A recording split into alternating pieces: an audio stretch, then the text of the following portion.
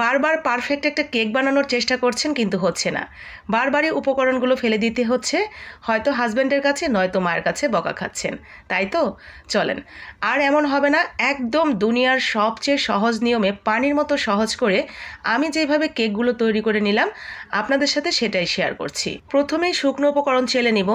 আমি এখানে 1/3 কাপ করে 2 কাপ ময়দা দিয়েছি, তার সাথে দিয়ে দিলাম 1 চামচ বেকিং পাউডার। ভালো করে চেলে এক সাইডে রেখে দিচ্ছি। শুকনো উপকরণের মধ্যে আজকে আমার এই দুইটাই লাগছে। আমি আজকে 4টে ডিমের কেক তৈরি করব, সেই অনুসারেই ময়দা নিয়েছি। আটা দিয়েও সেমভাবেই আপনি কেকটা তৈরি করে নিতে পারবেন, কোনো সমস্যা হবে না। শুকনো উপকরণটা এক সাইডে রেখে দিচ্ছি। এখন নিয়ে নিচ্ছি রুম টেম্পারেচারে থাকা 4টে ডিম।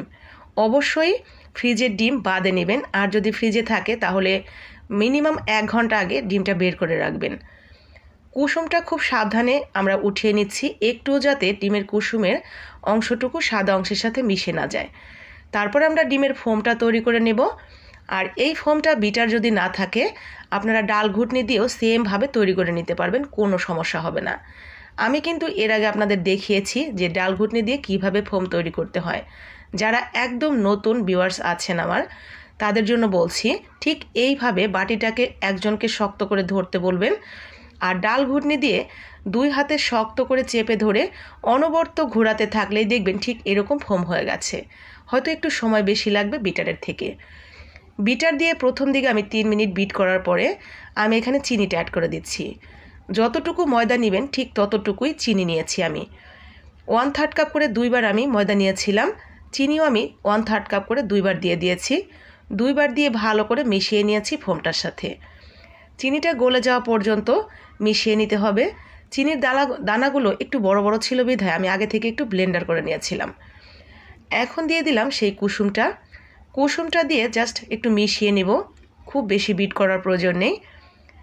1 মিনিটের মতো ভালো করে এরকম করে মিশিয়ে নিলেই হবে। তো মেশানো হয়ে গেছে আমার ডিমের কুসুমটাও। এখন আমরা এখানে দিয়ে দিচ্ছি 1 টেবিল চামচ খাবার তেল, তার সাথে দিয়ে দিচ্ছি 2 চা চামচ কাস্টার্ড পাউডার। এই কাস্টার্ড পাউডারটা দেওয়ার কারণে হুবহু দোকানের মধ্যে যে এই কেকগুলো কিনতে পাওয়া যায় ঠিক ওরকম কালার হবে।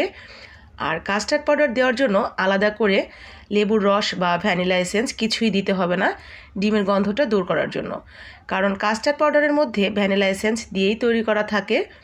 তো কাস্টার্ড পাউডার 2 চামচ দিয়ে ভালো করে মিশিয়ে নিয়ে আমাদের কিন্তু বিট করা শেষ হয়ে গেছে। স্বাদ মতো লবণ দিয়ে দিয়েছি।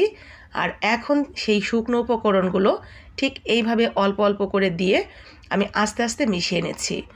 একেবারে খুব বেশি নাড়াচাড়া করে ওলটপালট করে মেশালে কিন্তু ডিমের ফোমটা নষ্ট হয়ে একটু কমে যাবে, আর যখনই ফোমটা নষ্ট হয়ে যাবে তখন কিন্তু কেকটা অতটা সুন্দর হবে না।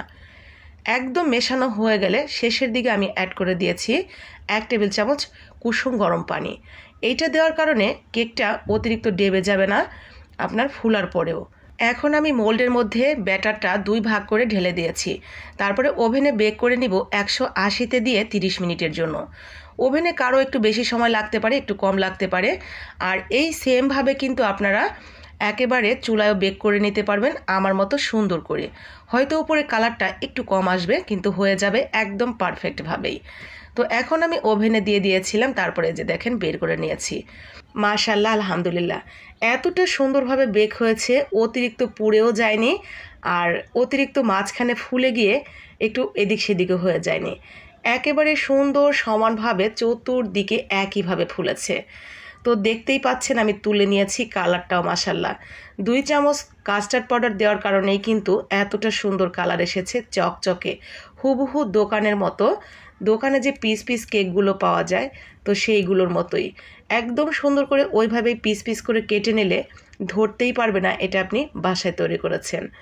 আর মাশাআল্লাহ দেখতেই পাচ্ছেন কতটা নরম হয়েছে।